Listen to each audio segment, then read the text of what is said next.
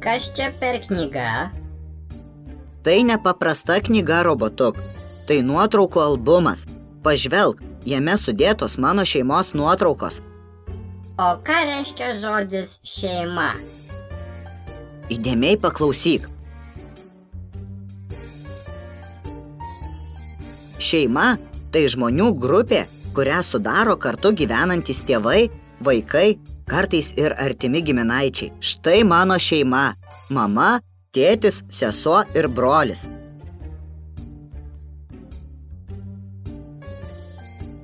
Sesuo – tų pačių tėvų duktė kitiems jų vaikams. Į seserį kreipiamasi maloniniais žodžiais.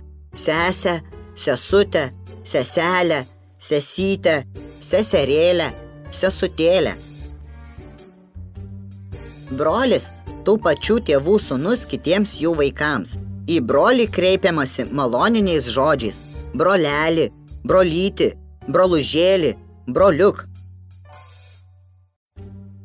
Duktė ir mergaitė ir moteris savo tėvams. Į dukterį tėvai kreipiasi maloniniais žodžiais. Dukrelė, dukterytė, dukružėlė, dukrytė, dukterėlė. Sūnus ir berniukas ir suaugęs vyras savo tėvams. Į sūnų tėvai kreipiasi maloniniais žodžiais. Sūnelį, sūnužį, sūnaitėlį, sūnužėlį.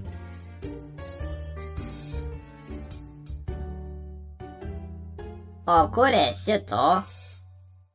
Aš esu mamytės pilvelyje, todėl manęs dar nematyti. Robotuk, parodysiu tau dar vieną nuotrauką. Oho, kiek čia jūsų daug? Taip, mūsų šeima pagausėjo, kai pas mus apsigyveno artimi giminaičiai, močiutė ir senelis. O ką reiškia artimi giminaičiai? Artimi giminaičiai – tai žmonės, kuriuos sieja artimi giminystės ryšiai. Močiutė – tai mamos arba tėčio motina. Senelis – tai mamos arba tėčio tėvas. Kiti artimi giminaičiai negyvena mūsų šeimoje, tačiau priklauso mūsų giminiai.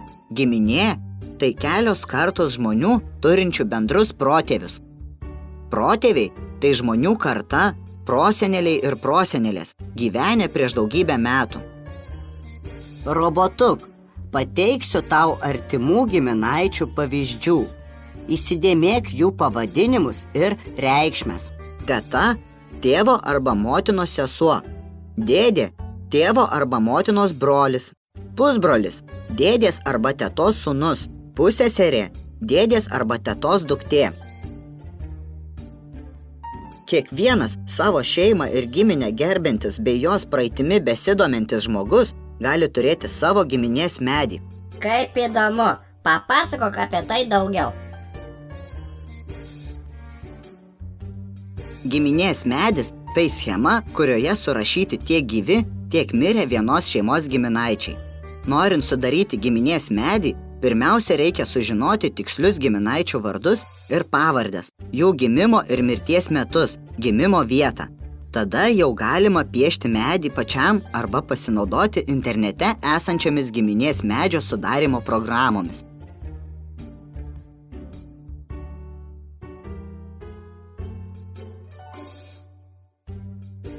Eime, parodysiu tau savo šeimos relikvijas. Tai bent negirdėtas žodis. O ką jis reiškia?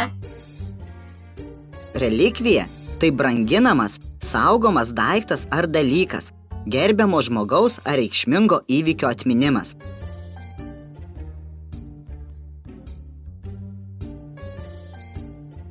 Kiekvienoje šeimoje relikvijos gali skirtis atsižvelgiant į išgyventus svarbiausius tos šeimos įvykius.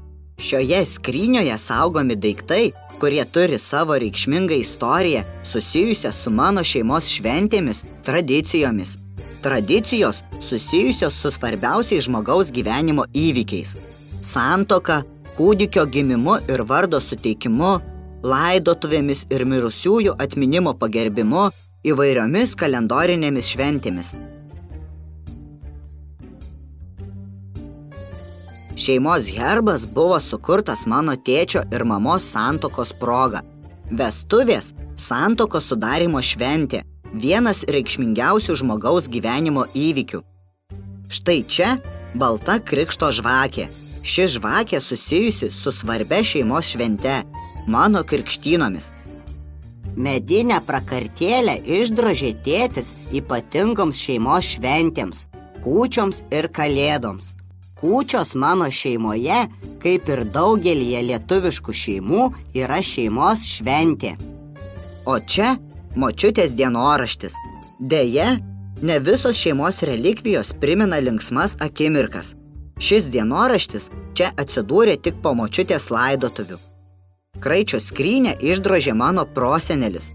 Ši skrynia saugo brangiausias mūsų šeimos relikvijas ir jų paslaptis bei protėvių prisiminimą. Ačiū tau, aš sužinojau daug naujo. Puiku!